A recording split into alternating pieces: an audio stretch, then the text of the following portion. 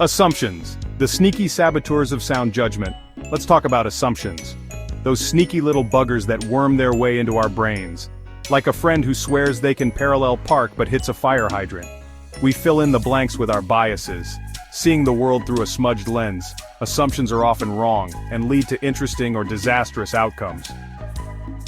Welcome back to Critical Thinking Secrets, the channel that gets you to think, well, critically. The perils of assumption-based decision-making, a comedy of errors.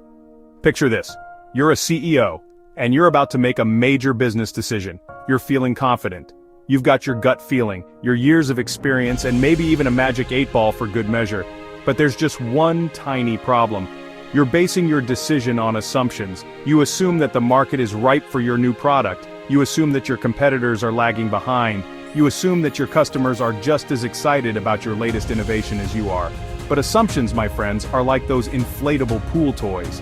They look fun and promising, but they can deflate faster than a politician's promise. The market might not be ready, your competitors might be one step ahead, and your customers? Well, they might just be scratching their heads wondering what in the world you were thinking. The consequences of assumption-based decision-making can be dire. Lost profits, damaged reputations, missed opportunities. It's enough to make you want to tear your hair out and scream into the void. But before you do, let's take a deep breath and explore the wonderful world of evidence-based decision-making.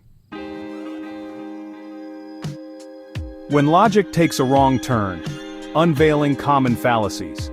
Now let's talk about those pesky logical fallacies that love to tag along with assumptions. They're like those annoying party guests who show up uninvited, overstay their welcome, and leave a trail of empty beer cans and awkward silences in their wake. We've got the classic ad hominem attack, where instead of addressing the argument, you attack the person making it. It's like saying, well, you can't trust anything he says, he wears Crocs. Then there's the slippery slope fallacy, where you argue that one small step will inevitably lead to a chain reaction of increasingly disastrous consequences. It's like saying, if we let people eat this delicious ice cream, they'll all turn into axe-wielding maniacs. And let's not forget the ever-popular bandwagon fallacy, where you assume something is true simply because everyone else believes it. It's like saying, well, everyone's jumping off the bridge, so I guess I should too. These logical fallacies are like potholes on the road of reasoning. They can trip us up, send us veering off course, and leave us wondering how we ended up in a ditch. Evidence, the Sherlock Holmes of decision-making. But fear not, my friends, for there is a better way. A way to navigate the treacherous terrain of decision-making with confidence and clarity. And that way, my friends, is evidence. Evidence is like the Sherlock Holmes of decision-making. It gathers clues, analyzes data, and uses logic and reason to solve the mystery of what the heck is going on.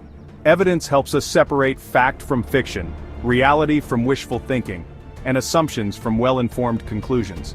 Think of evidence as the antidote to the poison of assumptions. It's the voice of reason whispering in your ear, hold on a minute, let's take a closer look at the facts. It's the data that tells you whether your brilliant idea is actually brilliant or just another one of those, what was I thinking, moments.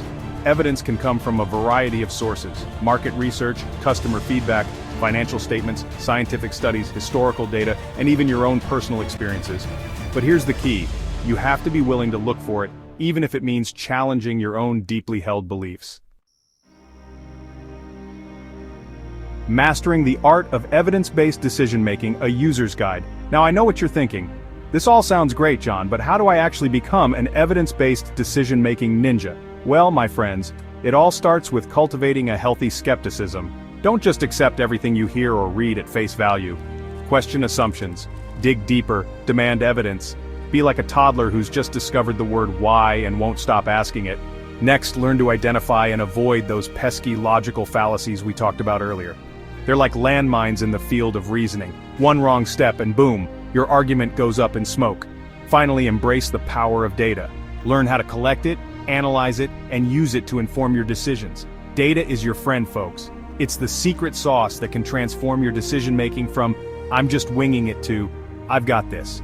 In the end, mastering the art of evidence-based decision-making is all about being open-minded, critical, and dare I say, a little bit obsessed with data. It's about making decisions based on facts, not feelings. And that, my friends, is a recipe for success in any arena. Thank you for joining us today. Enjoyed this video? For a more in-depth analysis, visit our website, www.criticalthinkingsecrets.com to read the full article. Please like, share, and subscribe. Don't forget to hit the notification bell so you stay up to date with our latest weekly release content. We have over 300 videos on our channel to help kickstart your critical thinking journey. Also, as an added bonus, just for supporting our channel, you can download our free critical thinking ebook. So go ahead and click the link below. Till next time, keep those critical thinking gears turning. Thank you for watching.